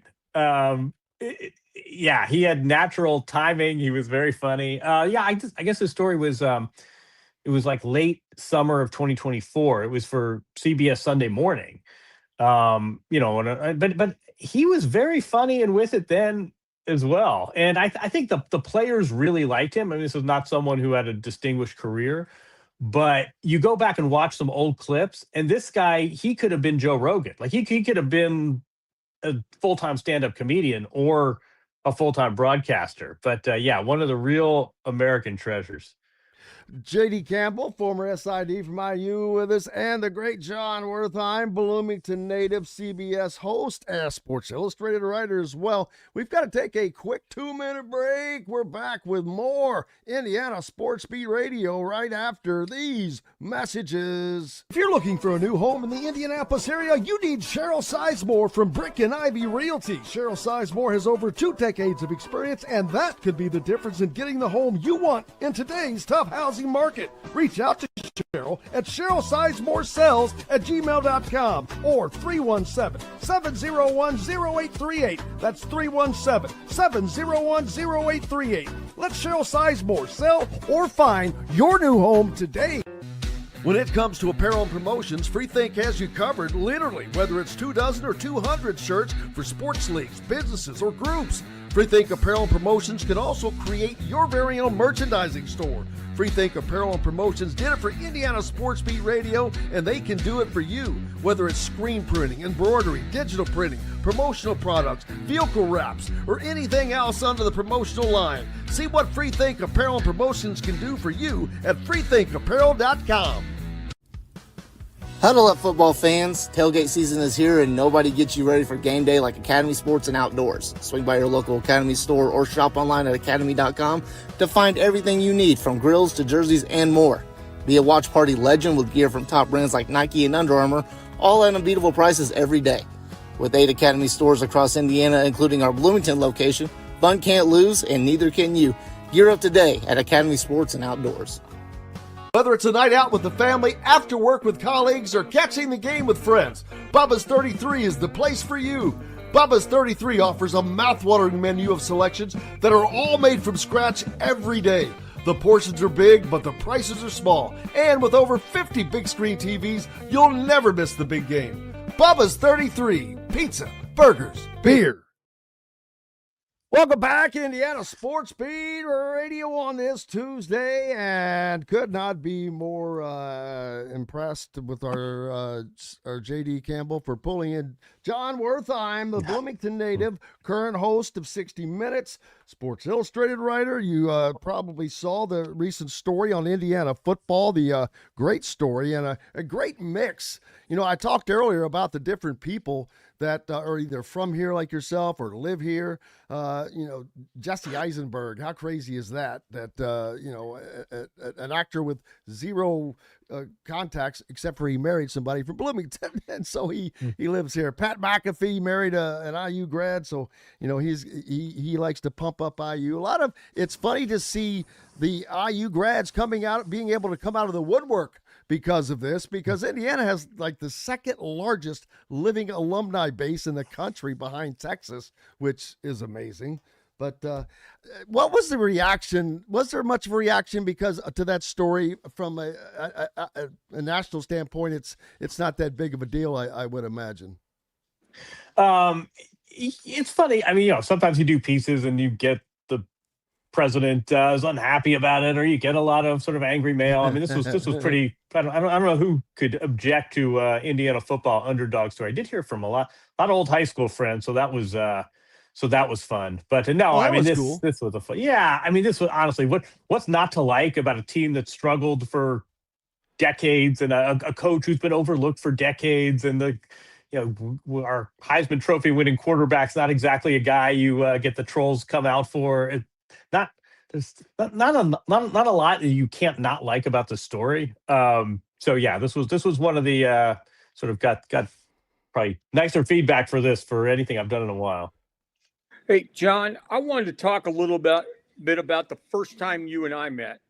And it was my second year, and you called up and asked, it said you were, a Bloomington kid, graduated from North, and you wanted to do a story on the transition from the Kelvin Sampson era to Tom Crean. And I went back and read some of that last night, and I was like, oh my gosh, I didn't realize. I know most people know about kind of what happened and things like that, but when you got quotes from like Eric Gordon Sr.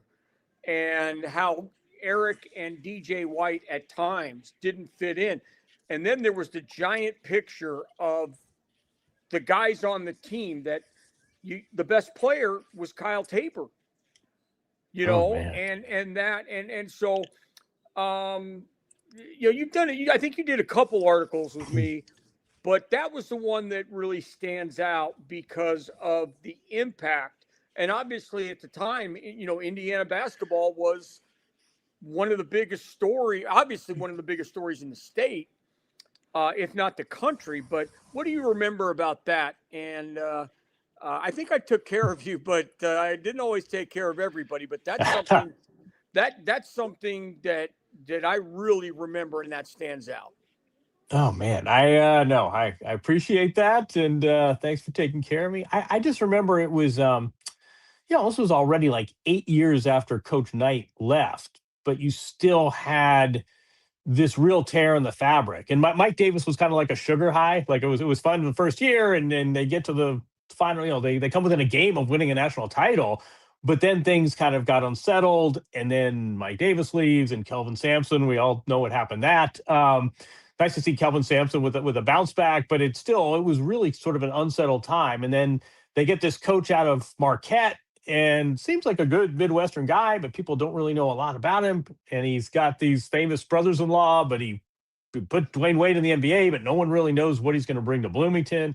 And I remember you guys were great to deal with, but there was a real sort of wariness. I remember Coach Crean kept saying, it's Indiana, it's Indiana. That was kind of his catchphrase, meaning like, this is a storied program and we'll get this thing back on track. But I remember it was really this tear in the fabric that started in the late 90s with Coach Knight still hadn't healed. And there was this, you're looking back, what Kelvin Sampson did, probably not a felony.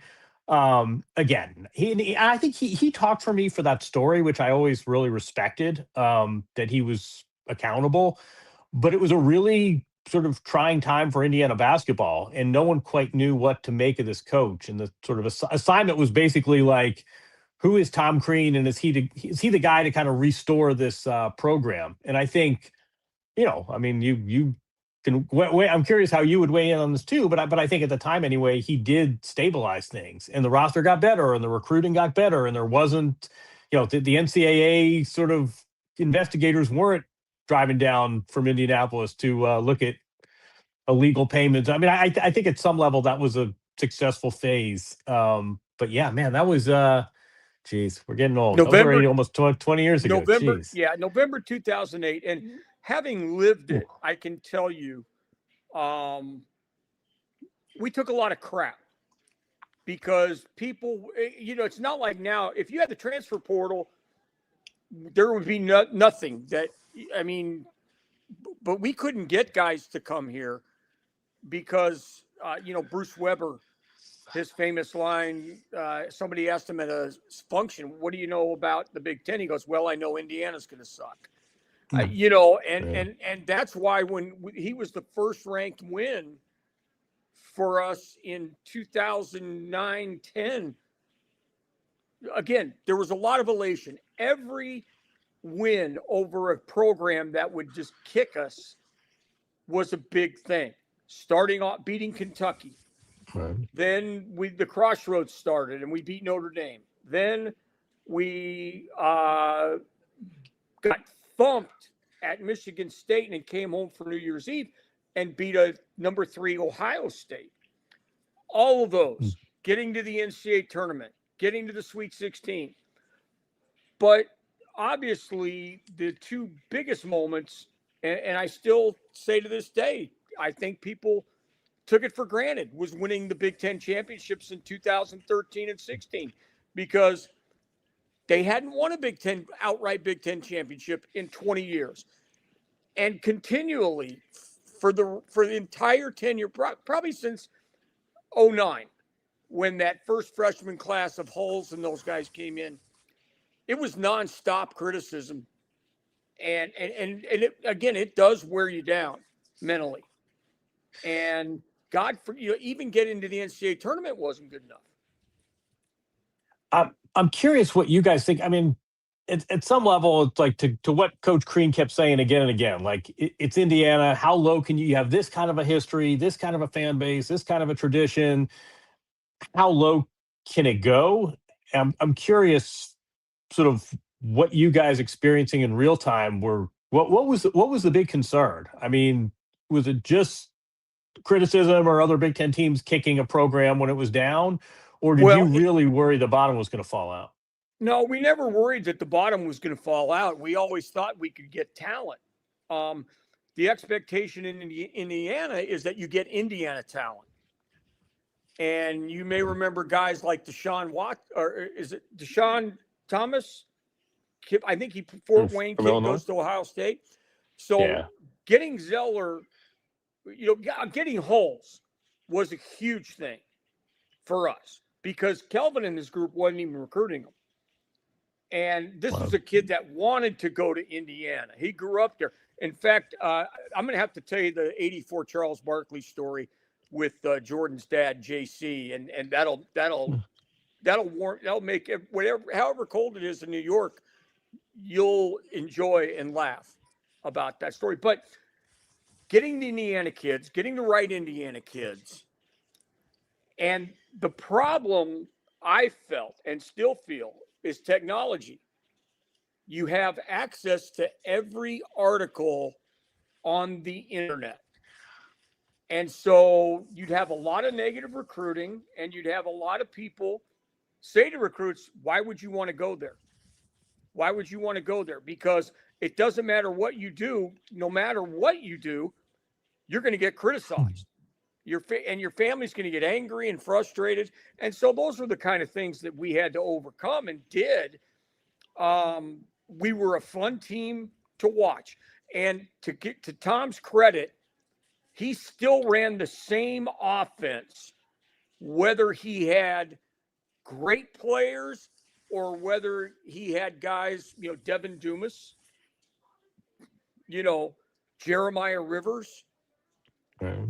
because the guys that stuck around and would be part of the big turnaround, the indelibles, as Jim Nantz called them, it became like a machine, and so we did those 2 years, and then we got it back with the recruitment, Thomas Bryant, Juwan Morgan, OG Anunoby, with those holdovers, Nick Zeisloff. But yeah, the technology is what I think has contributed very much to the negative recruiting that goes on, that people say didn't exist back in the 60s and 70s, because, bulletin board material, that was my job, finding bulletin board material to use. So that's the history of Indiana basketball that we dealt with in that post-night era. And the negative recruiting that was used against it. Even, I think the last guy that you talk about, a guy maybe you went to high school with, Sean May. Yeah.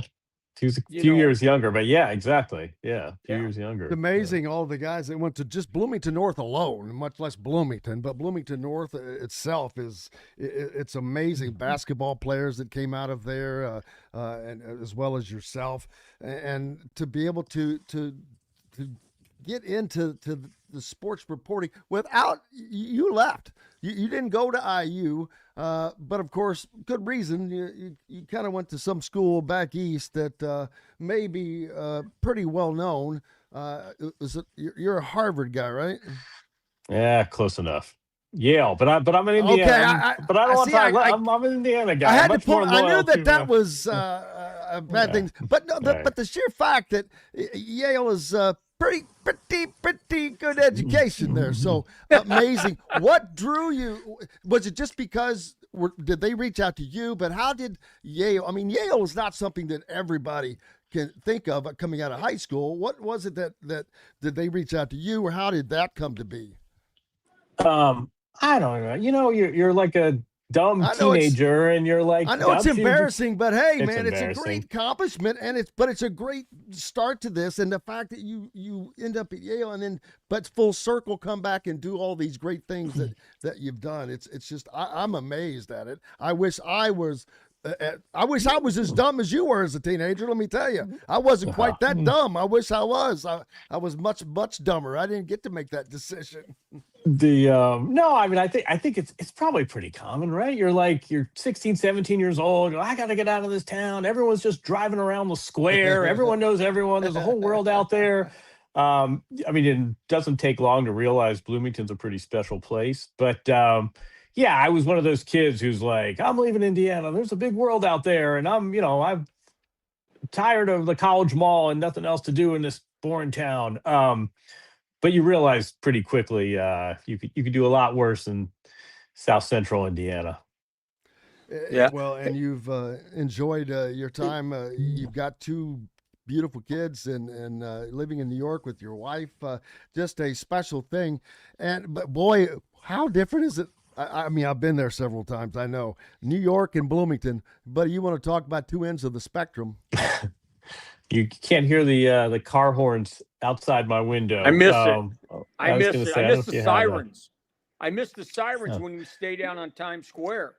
You'll give me 5 more minutes. We'll get a siren in here. Okay. It's the holidays, though. No, I don't know. I mean, I think I don't know if you guys have this too.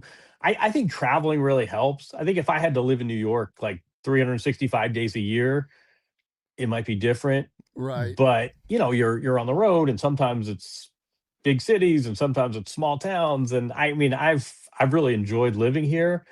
I don't know, does 60 Minutes find you if you're in, if you're living elsewhere? I don't know. I mean, it's all trade-offs. It's like spirits. There's a horn. You hear that? I don't know. It's all trade-offs. But again, I have a really soft spot. I mean, even coming back a few weeks ago, people are like, Bloomington's changed so much, you're not even going to recognize it. You're like, really? Like, yeah. There's a little more student housing, and there's. Boy, is there. But that's about it. I mean, I still is what it is. Still a nice. Yeah. Have you ever seen a guy named Michael Gargiulo in the morning news? He does it for NBC New York up there. But I used to work with Michael at the CBS station in Louisville. I actually started out in TV. I used to be a sports anchor, but I, of course, started out as the putz like everybody else does. But I got to work with Michael. He's been up in New York for a long time hosting the NBC morning news, but it's the local NBC affiliate, I believe. Gotcha. Yeah. Hey, John, I would be remiss if I didn't put a plug in for a book that a friend of mine told me about that you wrote in 2005. One of 11. Transition Game, How Hoosiers Went Hip Hop. Sorry to bring up. I saw that. And this guy said, you've got to read this. You've got to read this. And I know it's available on Amazon, so I'm going to get it for a New Year's treat. But it, you know, I know we're getting short on time, but talk about that experience and what that was like, writing the book about how Indiana high school basketball was changing, what it was, and then what it became. Oh man. I mean, the deep dark secret is my dad was sick in Bloomington, a Bloomington hospital, and I was coming back and forth so much. I'm like, you know what? A, I could use just kind of the mental distraction, but B, I may as well get some work out of this. So that was kind of half the motivation. But no, it struck me that basketball was still very much a part of the fabric of Indiana, but it was changing as the state was changing. And the Bloomington North team of the time, and it was sort of Jared Jeffries. You mentioned Sean May. I don't know if you remember the Duaney family. Yes, yes. That was a lot different from Kyle Macy and Steve Alford. And you had Greg Oden and Zach Randolph, and Indiana at the time had Mike Davis, who I think wasn't just the first black basketball coach at IU. I think he was the first black coach in the whole history of athletic department. No, Joby was before him. I think maybe head coach. Maybe he was assistant though.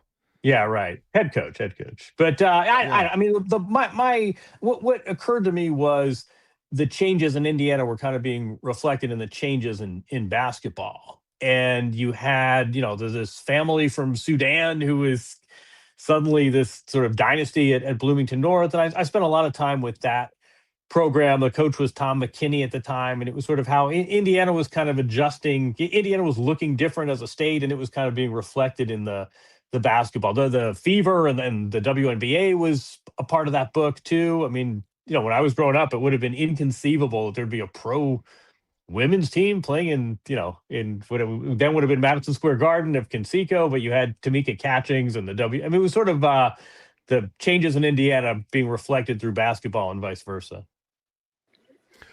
Well, John, man, I can't thank you enough. I could go all day with you, and I can't thank JD enough for making this happen. I hope we can do this again, because there is so much more I would just love to talk to you about you and all the things that you've done. You're just, I think, an amazing person, but I love being able to see you on 60 Minutes and know that people, that you came from these humble beginnings as well. So it's great. And again, JD, thank you. We've got, do you remember Zander Diamont? Yeah. I know JD does, but his dad Zander was on played Young and for the Rest. Don, Young and the Restless. I was on a flight from the West Coast with him one time. We were coming back. I don't know what I was doing out in LA at the time, but I remember he was coming to a game. And Don Diamont. And then his mother, if you're a Seinfeld fan, his mother is the Jerry Love affair, that the one that caught something from a tractor seat. That's Xander's mom that was in the Seinfeld episode. So crazy. It's just the craziness never stops. I think he's a real estate agent, or he was. Yes, commercial. Big time. Oh, wow. Absolutely. John, again, I thank you so much for taking time. I know it's you're enjoying the holiday season with your family now, so can't thank you enough. And I hope we can do this again. There's so much more we'd love to talk about. You got it. I got to come up with some more. I mean, Kevin Pritchard was born in Bloomington Hospital. John Gruden was in Bloomington. I got to come up with some more. Yes. I think Terry Stotts is a good pull. He was Bloomington. You could North, almost do an entire story on Bloomington people. Exactly. I mean, Mellencamp, David Lee Roth, Stotts, just all these different people that are Jesse Eisenberg. So wait, what's the deal with? Because I see him. He lives near me here in New York, and I see him on the street. And he's always got this red IU ball cap. But then someone also said he lives went out to IU, but he lives in Bloomington, or he has a place in Bloomington. So I think Mellencamp also has a place in New York. Gotcha. That looks funny. You were 10 years old, I think, 9 or 10 when Breaking Away was filmed. I don't know if you remember anything. If you rode your bike, maybe you tried to be an extra driving by. You see the cameras and you just zoom by and pop wheelies with your baseball cards and the spokes, and wait, I'll give you a good one real quick. That they, for the final scene, the big race scene, they wanted people in the stands, and I think they gave it's like $5 to the university for everyone that came. So yeah, I was in like third grade, and they filmed. I'm somewhere. I'm in that crowd scene, but I remember it was hot. It's kind of boring, and they're doing different takes, and their trucks going around the track with cameras on it. It was cool for about 5 minutes, and then you're like, this stinks. This is making movies. This isn't so glamorous. But I think somewhere, if you look closely, you can slow it down, and you can find me in that final race scene. But yeah, no, I mean, that's what I mean. Like Bloomington in the 80s, between Breaking Away and Mellencamp and Coach Knight and national titles, it really was sort of a relevant place. It was really, I feel very lucky to have grown up where I did when I did. Well, we can't thank you enough, brother. Enjoy the rest of your holidays. Happy holidays to you and your family, John. Stay away from Times Square. Don't worry. Don't worry about that. Jon Wertheim from 60 Minutes. Thank you, sir. Appreciate you. Thanks, guys. It was a pleasure. Take it easy. Back with more Indiana Sports Beat Radio after this. The ISC Sports Network is your home for sports content across the Hoosier State. Find us live on TV and streaming or archived on our website and our app. The ISC is your one-stop shop for the content you want to see, including high school sports, college sports, and other great events throughout the year. Subscribe to our streaming service and get access to it all. ISC. Local lives here. Know a team or group needing a fundraiser? Boost Fundraising raises more money faster and offers the most unique and user-friendly online fundraiser in the nation. Your team receives personalized fundraising pages for each team member. Free team-branded promo gifts shipped to each donor. Boost Fundraising does it all. Sports teams, marching bands, charity causes, and community groups. Go to boostfundraising.com and be sure to enter the promo code COYLE, that's C-O-Y-L-E, to receive a discounted fundraiser. If you're looking for a new home in the Indianapolis area, you need Cheryl Sizemore from Brick and Ivy Realty. Cheryl Sizemore has over 2 decades of experience, and that could be the difference in getting the home you want in today's tough housing market. Reach out to Cheryl at CherylSizemore@gmail.com or 317-701-0838. That's 317-701-0838. Let Cheryl Sizemore sell or find your new home today. When it comes to apparel and promotions, Freethink has you covered, literally, whether it's 24 or 200 shirts for sports leagues, businesses, or groups. Freethink Apparel and Promotions can also create your very own merchandising store. Freethink Apparel and Promotions did it for Indiana Sports Beat Radio, and they can do it for you. Whether it's screen printing, embroidery, digital printing, promotional products, vehicle wraps, or anything else under the promotional line. See what Freethink Apparel and Promotions can do for you at freethinkapparel.com. Welcome back, Indiana Sports Beat Radio here on this Tuesday, and we are so grateful to have Zander Diamont with us. You know Zander, the crazy man who used to drive Ohio State crazy back in the days, Kevin Wilson era. And, man, thanks a lot for joining us again, Zander. It's been a while since we spoke. Yeah, no worries, man. I'm excited to be on. Man, it's always fun to have you on. Whenever I think of you and I think back of those days, I'm like, wow, it was so fun watching you guys, between you driving those guys crazy and then handing off to Tevin Coleman and watch him just go from 80 or 90 or 60 or 70 or wherever the hell he wanted to go from. It was still a fun time for Indiana football, but my God, we have entered a new era, Zander. Yeah, it's unbelievable, man. I don't know why.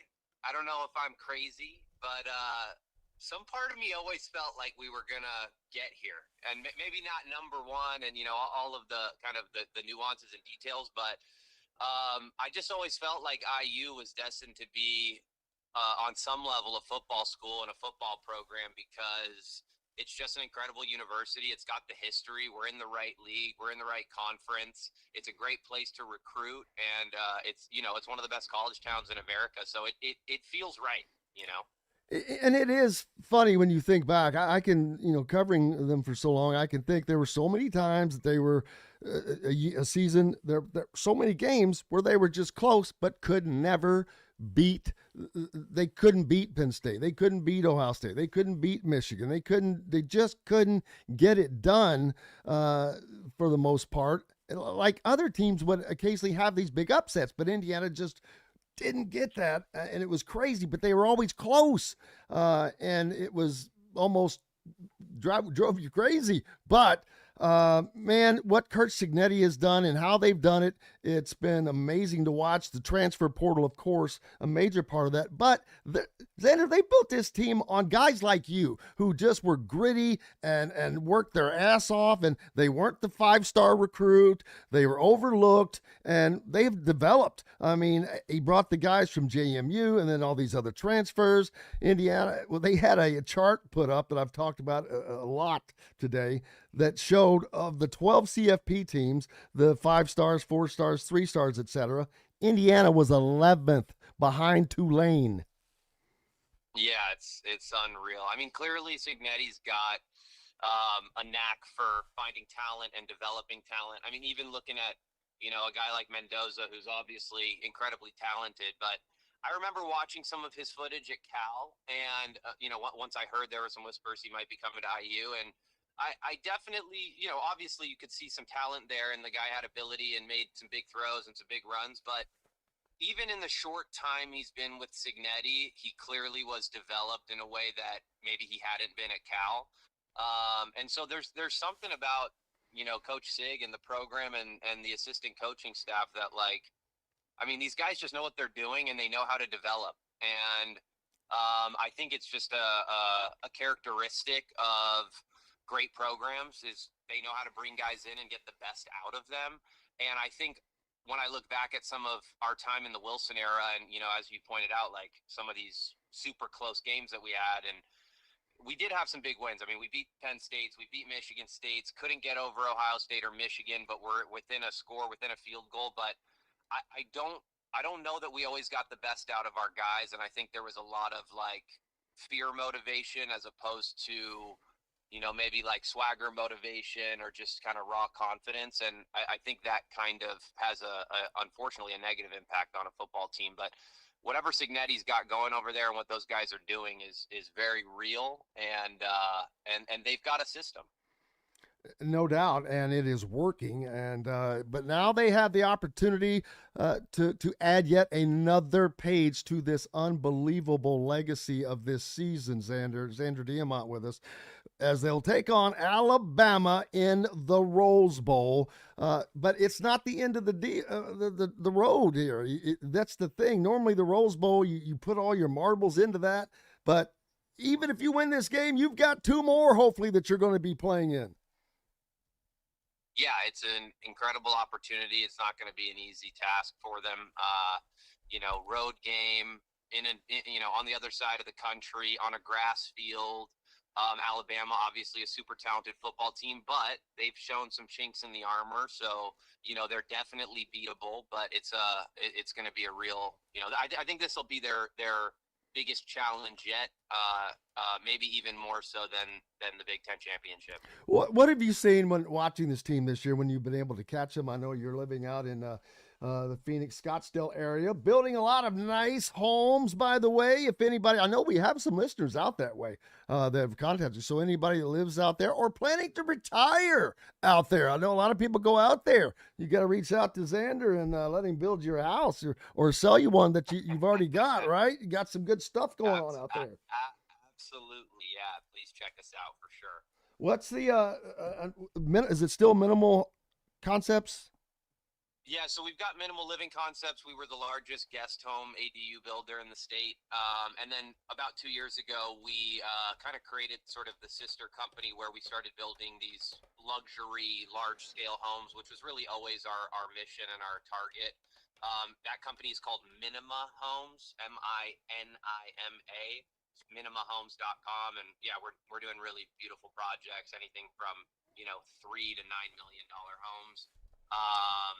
Yeah, man, it's been an incredible journey and ride, and I'm honestly shocked at how many IU people there are here in Arizona, and still bump into IU folks all the time. I was at the Cigar Lounge watching the Big Ten championship. It was full of IU people, so it's always shocking how big the IU alumni is.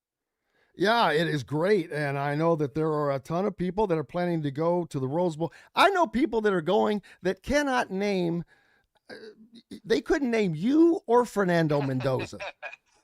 Yeah, I'm sure there's lots of people, jumping on the bandwagon, so to speak. But hey, that's what we need right now. Hopefully those people are here to stay and are going to be here long term. And, there's going to be setbacks. I know we're unfortunately part of what happens when you have some stellar seasons like this is then anything short of a national championship run becomes sort of, a downer. And, I think it's just, I really hope that the IU fan base really stays behind the football program. And, I just want this to be something that's here to last and stay. And I think as long as Signetti's around, I think it will be.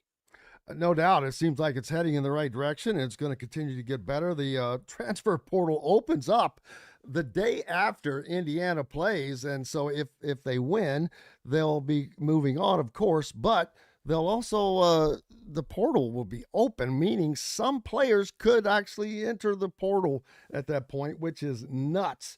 But something else I thought of, if Indiana wins this game, Zander Diamont with us, their season will last longer than the Indianapolis Colts. That's unbelievable. Yeah, that's crazy. Honestly, that is something that I think it's hard for me to wrap my head around, because even going to that first bowl game, a couple bowl games, the season starts to feel really long. So, hats off to these guys and these coaches and these players that are able to stay focused and stay healthy for as long as they're being required to now when you're deep in the playoffs. It's no short task, and keeping a team focused and humble and on task is not easy. So yeah, man, hats off to the coaching staff and all those guys. Right. You can't see it on the YouTube part of the broadcast. I've got a picture up. It's you with this little girl that it's the niece of a girl one of our listeners, Jake Gritty. I'm looking, trying to judge her age. I'm going to say she's 8, maybe. She's, I think, a freshman or sophomore at IU right now. Wow. Just funny, but a great picture of you at a basketball game, I think, wearing your jersey, it looks like, but just great stuff. But people remember, man, they love you. They still remember those great days. And it was still fun watching that team play. It wasn't today. It's different, but you guys at least made it fun, man. It was crazy fun. Yeah, I appreciate that. And I am, to be honest, completely shocked and humbled by the consistent love that I've gotten from the IU football, Indiana college football sort of, world. To think that 165-pound kind of half backup, half starter, kind of wildcat running, whatever I was, to think that I still am getting messages all the time on Twitter.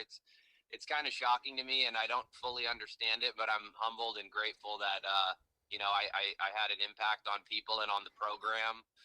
And just the support has always been, incredible. But yeah, I think it was a very fun era. And, I think, I do think Wilson and that era was kind of the beginning of creating a real football program. From all the stories that I had heard prior to that, it really was kind of, it just was kind of a joke within the administration and the locker room. And I think Wilson came in and was kind of crazy and gutted a bunch of guys and kind of just gutted the whole program and kind of rebuilt it into something bigger. And we got a lot of really good prime time kind of TV time during the Wilson era, which created a lot of brand presence for IU. And so I think in a lot of ways it was, foundational to us getting here, or even those 9-win seasons that we had with Allen. So yeah, man, I look back at those years and it was an incredible experience, a lot of fun, a lot of crazy stories, a lot of funny Wilson stories that I still laugh about with former teammates. So, yeah, man, it was a special time for Indiana football for sure. Do you keep up with any of those guys? Yeah, it's funny. When I came in as a freshman, I had graduated early, and I actually got close with a lot of the older guys, even some guys on their way out. So if you remember Kofi Hughes, who was, a superstar receiver for Sudfeld and Trey Roberson, I'm really close with Kofi, and our wives are really close. We've got kids that are the same age now. So we talk almost weekly. Zeke Roundtree, I'm really close with. Ty Smith, Tracy Smith, the baseball coach's son. Oh, I know Ty. I see him occasionally. Yeah. Yeah, he's still running around Bloomington these days. So yeah, I definitely am close with some guys, and then obviously just seeing other teammates on social media and kind of keeping up from afar has been awesome. And there's still some guys in the NFL, like that's awesome to see.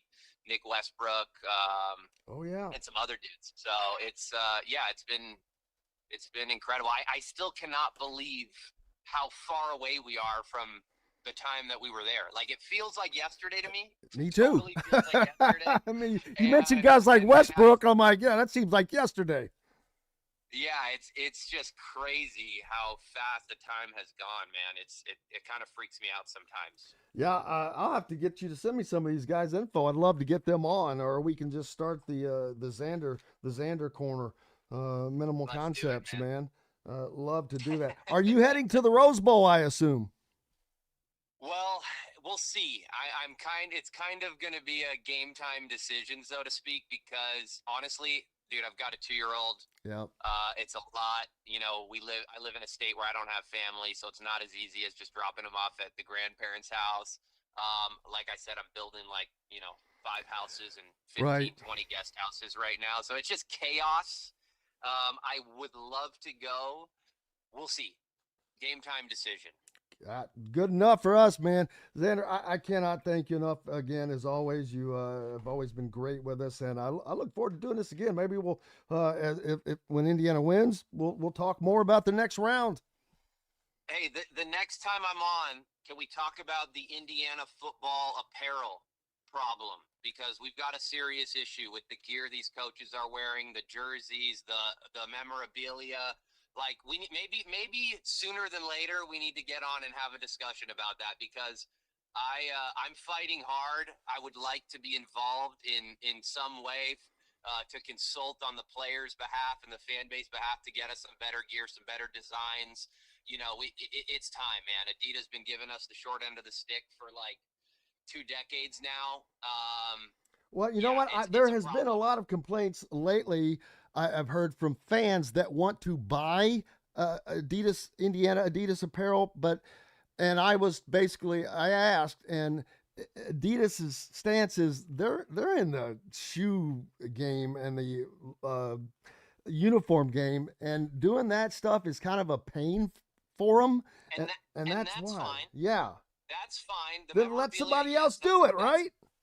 Well, for sure, but that's a problem. But the bigger problem, in my opinion, is our jersey quality, the look, the fit, the finish is not right. We do not look like a top-tier program. We look like we're, Tulane or, one of these guys, which, no hate on them, but we deserve better gear. All the coaching gear, the sideline gear isn't right. The other thing that I can't stand is, we're crimson and cream, but our white is bright white. Yeah. We should have a cream. The red isn't really right. There's just some things missing. And honestly, during the Allen DeBoer era, the jerseys were actually better, and they had more hints to some of the stripes and the classics and things like that. So I really would love to get involved and help with that, because one, it has a big recruiting impact. It does have an impact on the fan base. And we got to look right. When you turn on the TV, IU's going to, continue to be, a known brand, a known entity. And it's got to look and feel right. And for some reason, we're just, and it seems like everybody on Twitter agrees, so I'm not crazy. No. It's just not there. Well, the market is there for someone, so let's make it happen, baby. Can we start a petition to get me involved? I guarantee Let's a just massive improvement. Give me 12 months. I guarantee an improvement. let's do it again next week, and we'll talk about the ideas and what you'd like to do and all of that. All right, let's do it, man. All right, Zander Diamont joining us, former Indiana quarterback, and just all around great character. Zander, I can't thank you enough, brother. Thank you. Thanks for having me on. You bet. We'll Appreciate it. Go Hoosiers. We'll talk soon. Zander Diamont joining us, man. What fun that was. What fun a day. Big thanks to Zander Diamont for joining us. Big thanks to J.D. Campbell and Jon Wertheim from 60 Minutes. Mike DeCourcy. What an incredible, full-packed day. I hope you enjoyed it. Go out and enjoy the rest of your day and keep it tuned where you got it. Right now, we're back with more tomorrow. I'm Jim Coyle. Until then, I will see you on the radio. Thanks for listening to Indiana Sports Beat Radio.